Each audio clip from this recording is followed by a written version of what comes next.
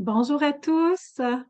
Merci d'être avec nous pour cette belle journée porte ouverte virtuelle avec 4 présentations. On est à notre troisième présentation. On va vous présenter le Sentier Notre-Dame-Cap-Atacan au Saguenay-Lac-Saint-Jean, dans notre belle province du Québec.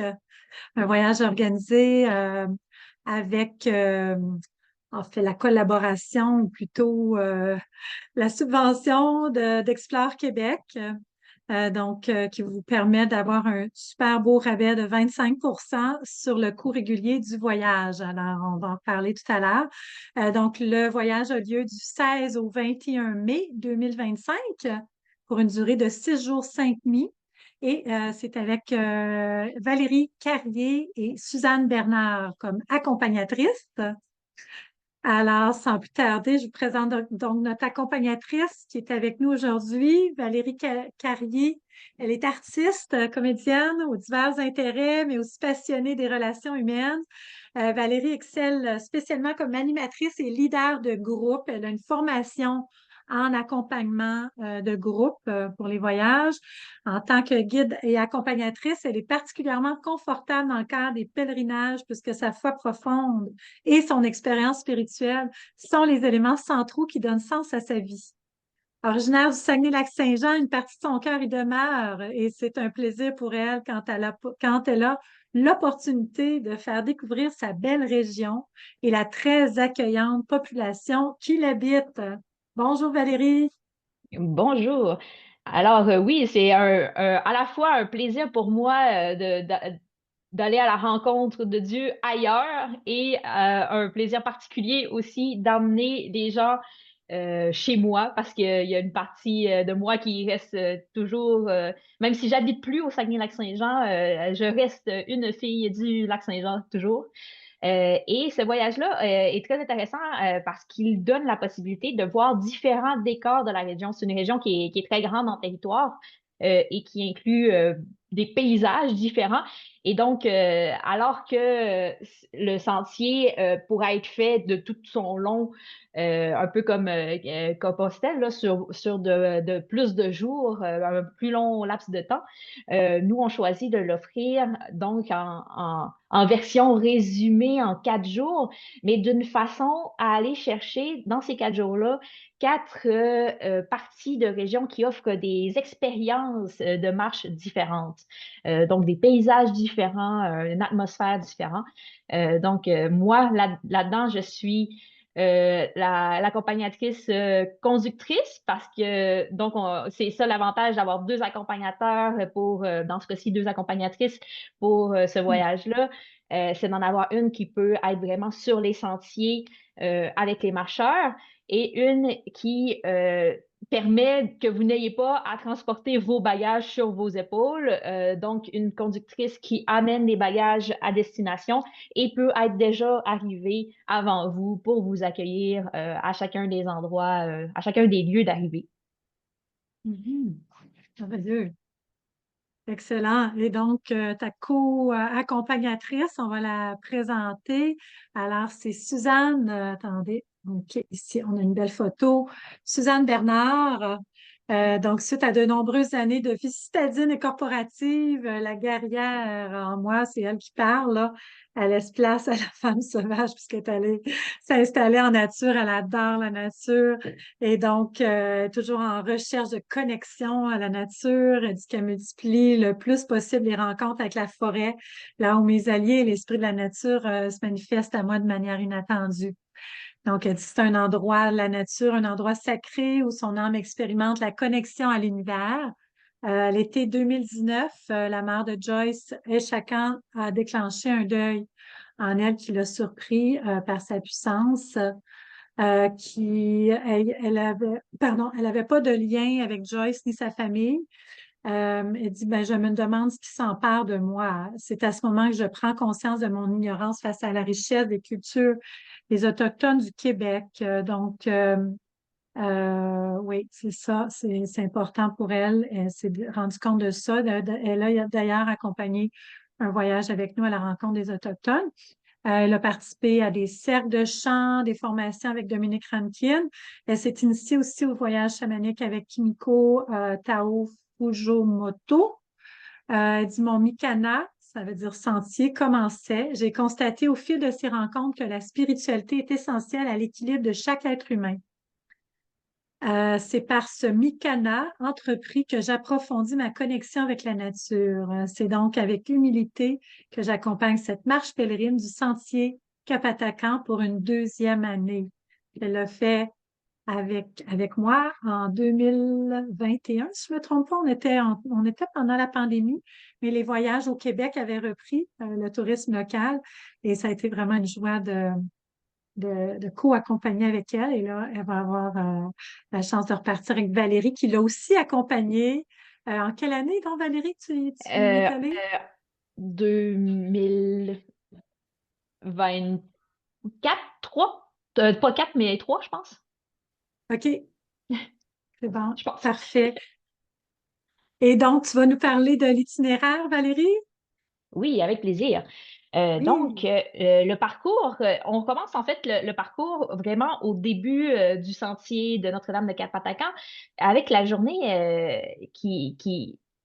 en fait, je pense que là, cette diapositive-là, je suis plus dans l'ensemble du parcours. Donc, on voit vraiment sur le plan.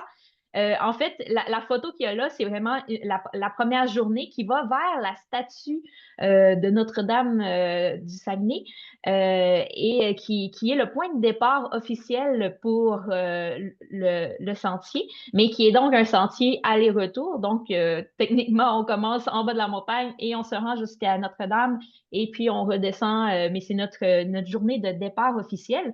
Et c'est d'ailleurs la journée que je peux faire avec tout le monde puisqu'on retourne au même lieu et donc je peux prendre notre véhicule à partir de là.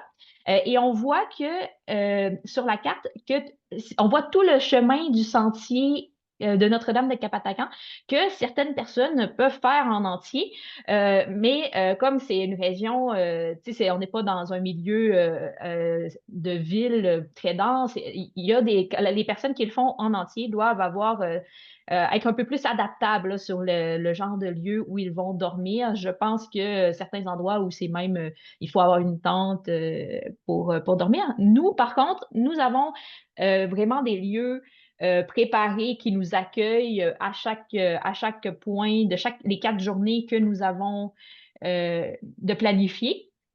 Et une autre chose intéressante, c'est que pour chacune des journées, il y a 3 parcours, 2 ou 3 en tout cas, mais il peut y avoir jusqu'à 3 parcours différents offerts, donc 3 départs différents. Le lieu d'arrivée est le même pour tous, mais dépendamment du nombre de kilomètres qu'on est prêt à faire dans la journée, on peut choisir de partir d'un peu plus près du lieu d'arrivée ou un peu plus loin.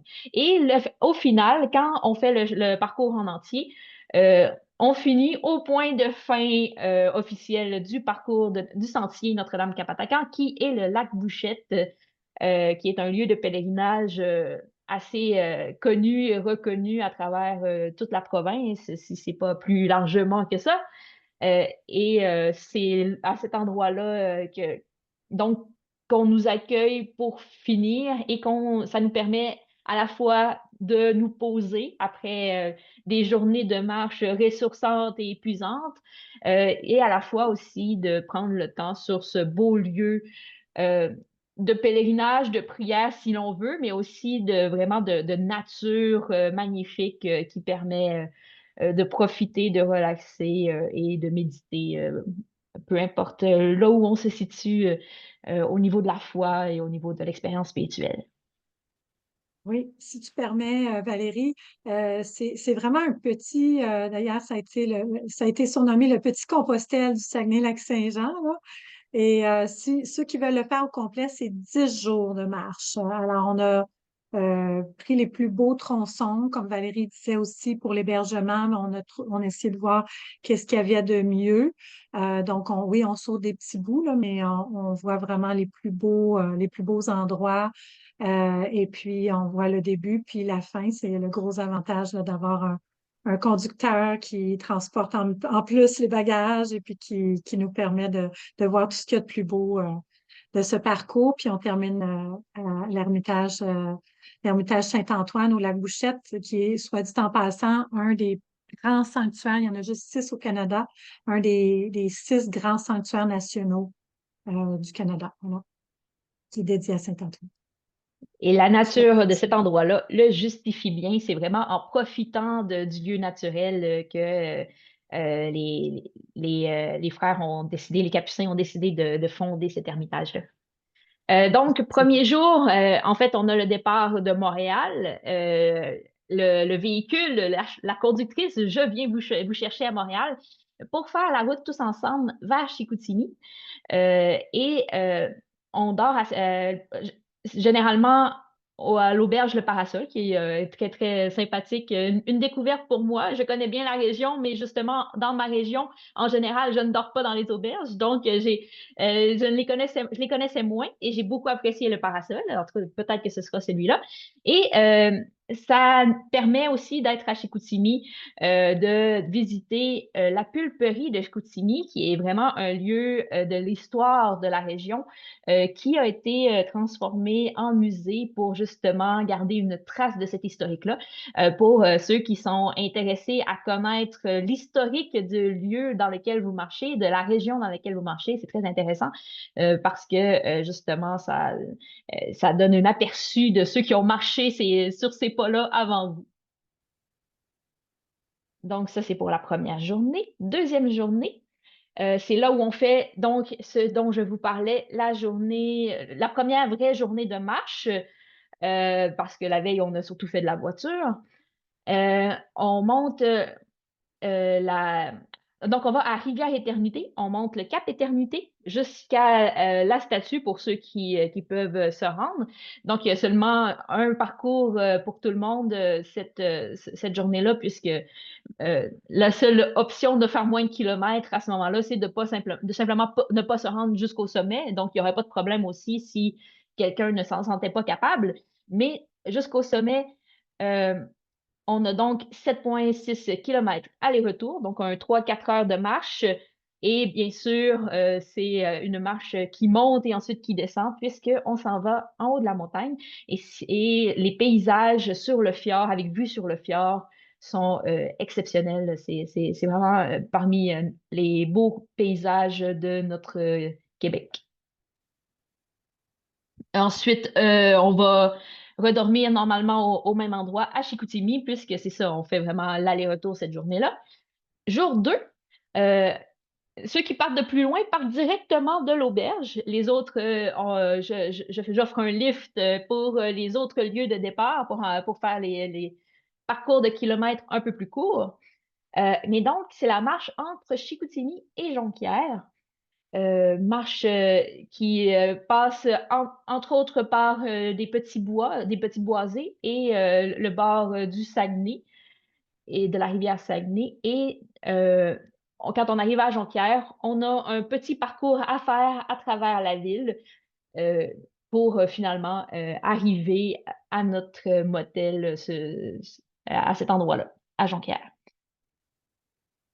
Et on a toujours un temps donc pour se reposer à l'hôtel, souper et passer la nuit. Et bien sûr, on offre pour ceux qui le veulent chaque soir la possibilité de discuter, de revenir sur le parcours, d'en parler ensemble. Et généralement, ça peut être le matin, là, mais il y a aussi un temps de, de méditation, de lancement de la journée pour ceux qui sont intéressés, pour aider à ce que la marche ne soit pas seulement un exercice physique, mais soit vraiment un exercice spirituel, une expérience spirituelle. Parce que c'est possible, cela dit, hein, que ce soit un exercice physique. J'ai accompagné un groupe de la FADA qui, eux, étaient là surtout en grande partie, en majeure partie, pour l'expérience, le défi sportif. Mais la marche peut être beaucoup plus que ça. Et avec Spirito, c'est la spécialité de donner la possibilité et d'aider à ce que la marche soit une expérience spirituelle qui permet de vivre quelque chose intérieurement, de ne pas marcher seulement extérieurement, mais qu'intérieurement, il y ait un cheminement qui se fasse.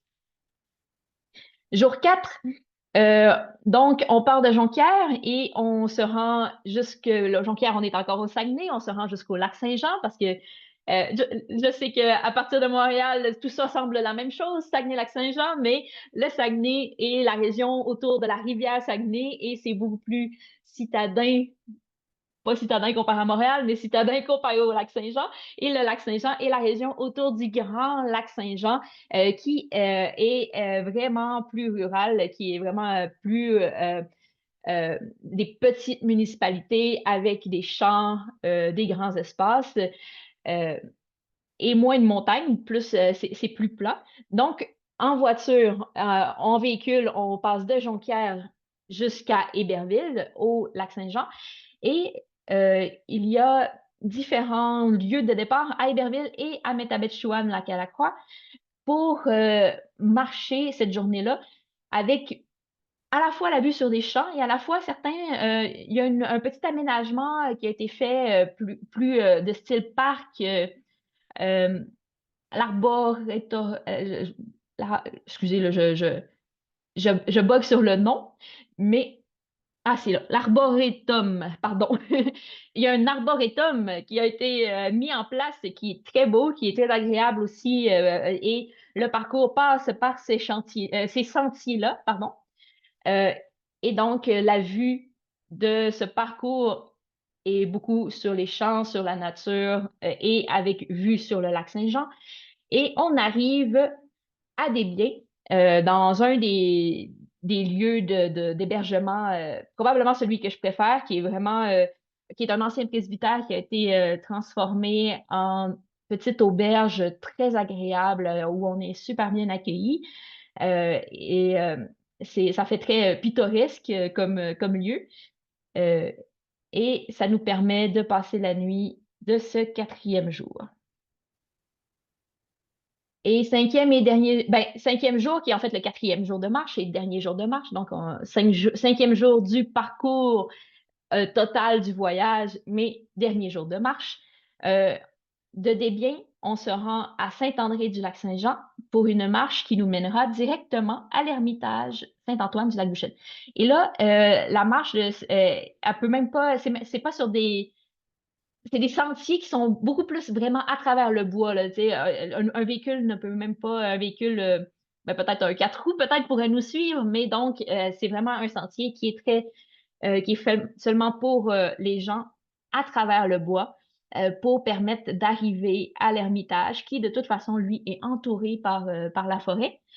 Euh, et donc, c'est le dernier parcours pour se rendre. Et quand on arrive, si on arrive plus tôt, on a du temps déjà pour avoir la possibilité de visiter l'Ermitage ou simplement monter la tour pour voir, si on a encore l'énergie, pour voir encore mieux le paysage du lac Bouchette, euh, ou prendre le temps dans ce beau décor de nature.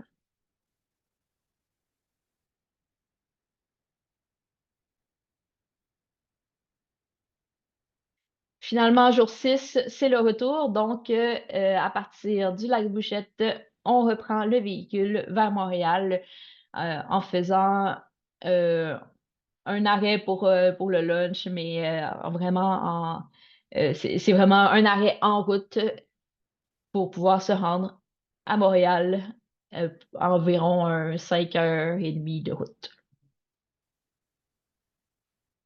Super. Peut-être juste préciser, il va y avoir du temps libre au lac Bouchette où vous allez pouvoir faire des activités. Entre autres, il y a le spectacle Origine, ça vaut vraiment la peine. C'est un spectacle multimédia, donc c'est possible d'aller voir ça. Il y a aussi un feu de camp, souvent on fait ça le soir là, si la météo le permet, donc c'est toujours très agréable. Le dernier soir qu'on passe ensemble, il y a toujours des cercles de parole, comme le mentionnait Valérie, qui sont animés. C'est la spécialité de Suzanne. Et donc, en faisant le cercle de parole, ben, vous pouvez, en fait, ce soir-là, s'il fait beau, on le fait autour du feu. Donc, c'est vraiment une belle expérience, là. Voilà, voilà, voilà. Et puis, il y a une plage aussi, hein, si jamais il faisait assez chaud, il y a une plage, je ne sais pas si vous voyez mon curseur, là. C'est pas directement dans le lac, à côté de l'Ermitage. C'est l'autre côté de la presqu'île ici, là. Là, en fait, sur la presqu'île, il y a une superbe plage. Alors, ne serait-ce que pour aller marcher dans ce coin-là, c'est vraiment beau. Puis, il y a plein de sentiers tout autour de l'Ermitage, dans la forêt. Ça vaut la peine. Puis, il y a même des panneaux d'interprétation, mais il y a aussi des panneaux avec des citations inspirantes. Alors, c'est vraiment très, très agréable. Voilà, voilà. Merci Valérie pour la présentation de l'itinéraire. Veux-tu que je continue là, pour l'information sur le voyage? Oui, c'est bon. Parfait. Donc, le prix Explore Québec. Comme je vous expliquais, Explore Québec offre un rabais de 25. C'est éligible uniquement pour les résidents du Québec. Donc, si vous habitez dans la province de Québec, vous avez le droit à ce rabais. Et donc 25 de rabais et c'est offert grâce au soutien financier du ministère du Tourisme du Québec. C'est valide seulement pour les voyages jusqu'au 31 mai, ce qui nous a vraiment encouragés à faire le voyage au mois de mai. Donc, le prix régulier, si vous n'êtes pas résident du Québec, c'est 2029. Puis l'inscription doit être faite avant la fin mars pour bénéficier du rabais. De toute façon, c'est la date limite d'inscription. Ça coïncide, là. On demande que les inscriptions soient faites avant 2 mois avant de partir, qu'on puisse tout faire les réservations, confirmer plutôt les réservations. Si jamais vous voulez avoir une chambre individuelle, il y a un supplément de 340 à prévoir. Et ça, c'est aussi éligible au rabais. C'est vrai, on n'a pas pensé de le mettre, mais vous avez un 25 de rabais aussi sur le supplément chambre individuelle. Alors, mais le nombre est limité, alors dépêchez-vous là, à réserver si vous voulez une chambre individuelle. On offre la possibilité de jumelage si vous voulez être seul. Si vous êtes seul, pardon, mais que vous voulez partager votre chambre, c'est possible. Donc, on le fait avec joie. Et puis même que si on n'arrive pas à vous jumeler, on assume les frais additionnels pour votre chambre individuelle. Admettons qu'on n'arrivait pas à vous jumeler, mais il y a souvent des demandes de ce côté-là. Voilà, voilà. Le forfait comprend le transport en minibus selon l'itinéraire et transport des bagages d'un hébergement à l'autre. Donc, c'est Valérie qui va conduire le minibus. C'est des minibus, pardon, confortables avec des sièges rembourrés, climatisation. C'est sûr, il n'y a pas de toilette à bord. Les sièges s'inclinent un petit peu, mais pas comme dans un gros autocar, là. Mais quand même, c'est quand même confortable. Donc, un minibus, le chauffeur et l'accompagnateur, les 5 nuits d'hébergement en occupation double, 5 petits déjeuners et 5 soupers. Donc, vous avez les 2 repas par jour d'inclus. Et il y a possibilité aussi d'avoir des lunchs. Normalement, on le met en option, je ne sais pas si je l'ai ici. C'est pas inclus, mais il y a possibilité d'avoir des lunchs. De toute façon, au moment d'être inscrit, on va vous informer là, si ce n'est pas déjà dans le programme. Donc, voilà. Sinon, vous pouvez aussi aller acheter vos propres lunchs, là. Souvent, il y a des petites épiceries proches des hébergements, mais on peut vous offrir le service. Là, pas mal tous les hébergements offrent ce service-là. Toutes les visites qui sont à l'horaire, donc on parle entre autres de l'admission pour le parc du Saguenay-Lac-Saint-Jean, et puis je parle aussi du musée de la vieille pulperie à Chicoutimi. Donc, ça, c'est inclus aussi. Donc, toutes les visites mentionnées. Après ça, euh, toutes les taxes, bien sûr. Qu'est-ce qui n'est pas inclus? Votre assurance voyage. Même si c'est au Québec, on vous encourage quand même à prendre une assurance voyage, là, même si vous êtes couvert en cas de maladie avec votre carte de la RAMQ. Ça peut être bon d'avoir une assurance supplémentaire, entre autres pour payer s'il y avait une hospitalisation ou un déplacement en ambulance ou c'est ça, ça peut être un supplément là, aussi en cas d'annulation. Même chose que pour nos autres voyages, là, c'est 45 jours avant le départ, c'est 100 non remboursable, mais on doit payer les fournisseurs d'avance, puis il y a des pénalités si on annule après une certaine date. Donc, c'est important d'avoir une assurance annulation. On le recommande, c'est pas obligatoire, mais on le recommande. Ou une assurance bagage en cas de vol ou perte de bagage. Donc, vous pouvez nous contacter, on vous fait une soumission. Les assurances au Québec, les prix sont pour des voyages au Québec, les prix sont très raisonnables. Après ça, les pourboires et dépenses personnelles, donc prévoir un petit budget pour ça. Supplément chambre individuel, ben ça, je l'ai mentionné. Les dîners, donc ça sera peut-être possible là, d'avoir des lunchs en option. Et puis les boissons, voyons, les boissons repas, si vous avez envie d'un petit verre de vin au souper ou bien ou une boisson gazeuse, ben, c'est en su. Mais bon, bien sûr, pour le petit déjeuner, les cafés, thé, c'est inclus. Les visites non mentionnées, si jamais vous voulez aller faire d'autres visites, mais l'horaire est... Ah ben, ouais, entre autres, à l'Ermitage Saint-Antoine, là, si vous voulez voir le spectacle multimédia, le prix est très raisonnable. Je ne sais pas par cœur les coûts, mais voilà, ça, c'est un petit extra si jamais vous voulez vous offrir ça. Et fonds d'indemnisation des clients des agents de voyage, c'est gratuit présentement. Mais ça se pourrait que le gouvernement, s'il descend en bas du plancher, là, il y a un plancher puis un plafond dans le fond, donc ça se pourrait qu'ils se remettent à charger maximum 3,50 $ par tranche de 1000. Et c'est une protection financière qui est vraiment exclusive ici au Québec et vraiment extraordinaire. Ça vous, si jamais s'il y avait une catastrophe naturelle dans la région là-bas ou qu'il y avait une autre pandémie, ben, ils vont vous indemniser pour vous rembourser le séjour. Mais il faut qu'il y ait un avis régional là, d'éviter tout voyage non essentiel dans cette région-là. Mais bon, ça ne remplace pas une assurance annulation, mais c'est quand même une petite protection financière qui est intéressante. Puis c'est gratuit, donc c'est merveilleux.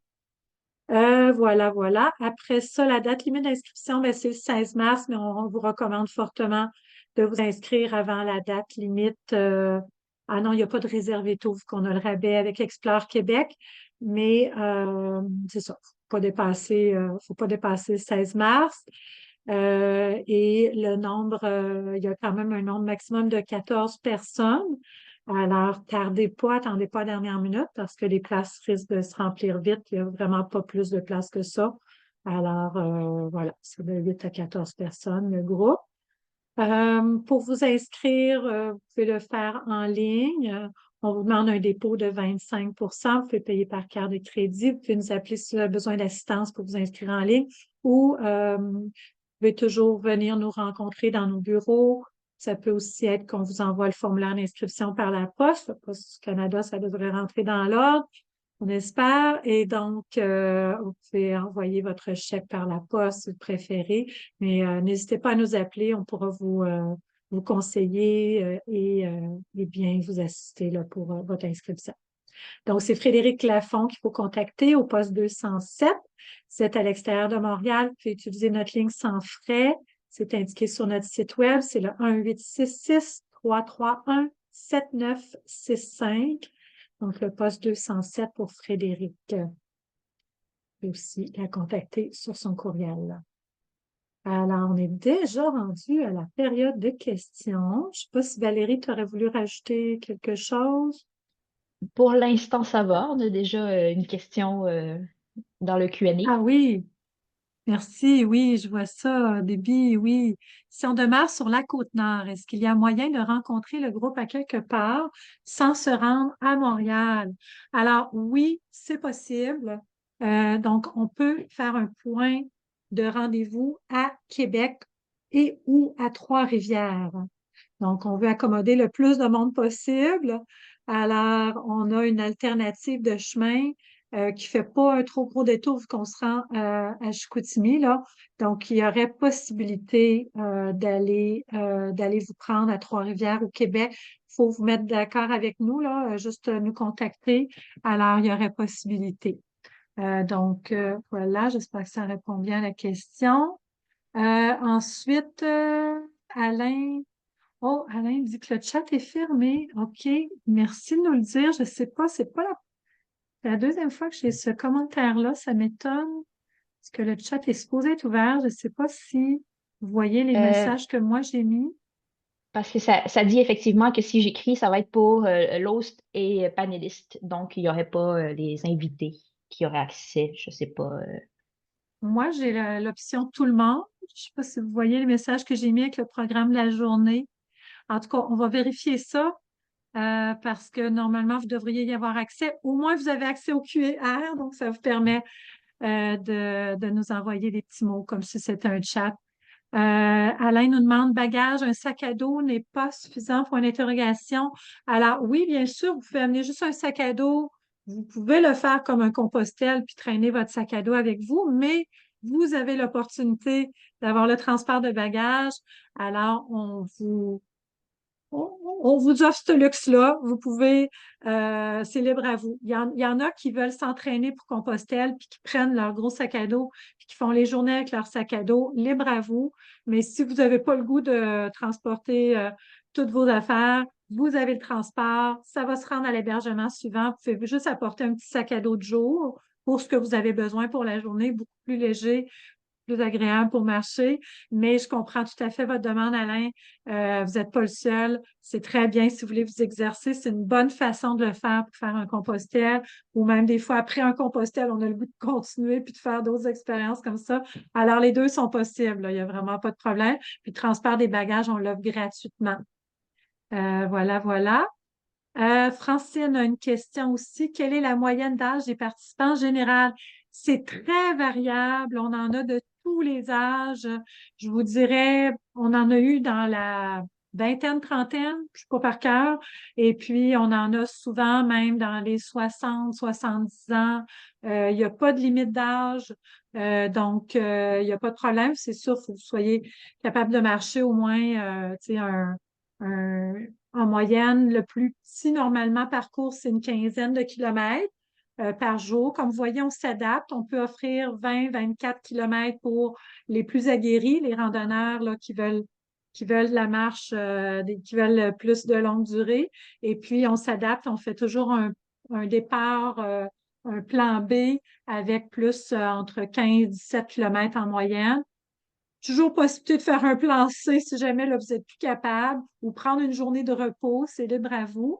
C'est important quand même de s'entraîner un petit peu avant de partir si vous voulez en profiter au maximum, mais pas besoin d'un gros entraînement. Donc, voilà, je pense que ça va. Après ça, on a d'autres questions. Francine, quelle est la moyenne? Ah non, non, je viens juste de répondre pour la moyenne d'âge. Valise en plus. Alain, oui, ça peut être une valise, tout à fait. Ça peut être une valise puis un petit sac à dos de jour ou un plus gros sac à dos. C'est vraiment libre à vous. On accepte les valises, là, vu qu'on a le transport des bagages. Le minibus est tout le temps avec nous. C'est bon. OK. Dernière question, Francine. Nous ferez-vous une suggestion des choses à prévoir, vêtements, etc.? Oui, on fait toujours pour tous nos voyages d'ailleurs des rencontres pré-départ, environ 3 semaines avant de partir. Et là, on va vous faire des recommandations. Vous avez même un document pré-départ avec une liste, un checklist. Qu'est-ce que vous devriez apporter? Si 3 semaines avant le départ, c'est trop serré pour vous, on peut vous envoyer la checklist à l'avance. Il n'y a vraiment pas de problème. Donc, on a toute une liste là, qu'on sert pour nos compostelles, puis on l'avait adapté déjà pour Capatacan parce qu'on l'a fait déjà plusieurs fois. Alors oui, vous allez avoir un checklist, puis on va pouvoir vous donner des petits conseils par rapport à c'est sûr, c'est important d'avoir des bonnes chaussures de marche, mais tu sais, c'est pas comme un compostel là où vous êtes complètement en autonomie, que ça prend des vêtements, puis les choses les plus légères possibles, des choses qui vont sécher vite. C'est quand même juste 4 jours de marche par rapport à un compostel là, sur 2, 3 semaines ou plus. Alors, voilà, c'est beaucoup plus simple Puis comme checklist. sachez que en étant là, en étant présente et en ayant plus de temps une fois les groupes partis, s'il y a un problème, s'il y a quoi que ce soit, qu'il manque quelque chose matériellement, que quelqu'un s'est blessé et ne peut pas faire la journée de marche, il y a toujours, je suis là pour m'occuper de vous aussi, fait qu'il y a toujours moyen de s'arranger, fait qu'il n'y a pas de stress là. Oui, merci Valérie, tout à fait. Oui, exactement comme je disais tantôt, là, ça peut être possible de faire une journée de pause si jamais vous êtes trop fatigué aussi. Là, il y a vraiment pas de problème.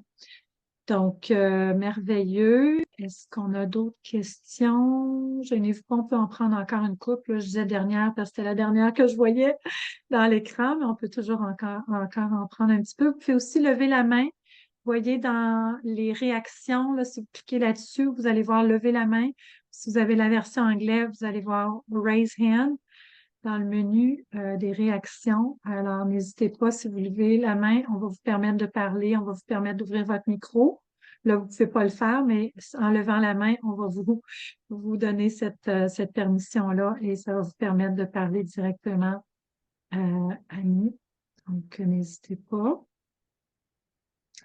Ah, je vois une autre question. Francine, très belle présentation. Merci. Merci beaucoup, Francine. C'est super gentil. Ça fait plaisir. On est content que vous ayez apprécié. Alors, merveilleux. Fait que c'est vraiment un voyage qui est ouvert à tous. On espère que vous allez pouvoir vivre cette expérience-là. C'est vraiment magnifique, le sentier Notre-Dame-Capatacan. Comme Valérie vous disait, les paysages sont vraiment extraordinaires. Et puis, c'est vraiment des belles expériences de fraternité. C'est des petits groupes que ça permet vraiment de créer une belle atmosphère, une belle harmonie grâce, entre autres, au set de paroles qu'on a à chaque fin de journée ou en soirée. C'est vraiment super agréable. Ça permet de créer des liens, puis c'est ça, d'avoir une Ça, belle atmosphère. ça permet, cercle de parole comme ça en fin de journée, ça permet de profiter des grâces des autres aussi. Tu sais, si pour une raison ou une autre, on a moins bien vécu la journée, que la marche a été plus pénible ou moins ressourçante, ou juste d'entendre les autres parler des beaux moments, des belles expériences qu'ils ont vécues, ou même des bouts plus difficiles aussi, qui fait que vous vous sentez moins seul. Ça permet aussi de communier, puis même en marchant, qu'on marche seul ou qu'on marche avec d'autres, ça fait que ça nous met en communion à la fin de la journée. Et moi, j'en profite aussi, là, vu que je fais pas toutes les journées de marche, là, de pouvoir entendre ce que vous avez vécu de beau et être fier de ma région. C'est toujours un plaisir aussi. Tout à fait. Super, merci Valérie. Excellent. Alors, je ne vois pas de main levée. Je pense qu'on a répondu à toutes les questions. Alors, merci d'avoir été avec nous. Si vous avez d'autres questions, n'hésitez pas. Ça va nous faire plaisir d'y répondre, juste à nous contacter. Donc, par téléphone, pardon, et c'est Frédéric qui va pouvoir répondre à vos questions. Et donc, voilà. Merci beaucoup d'avoir été avec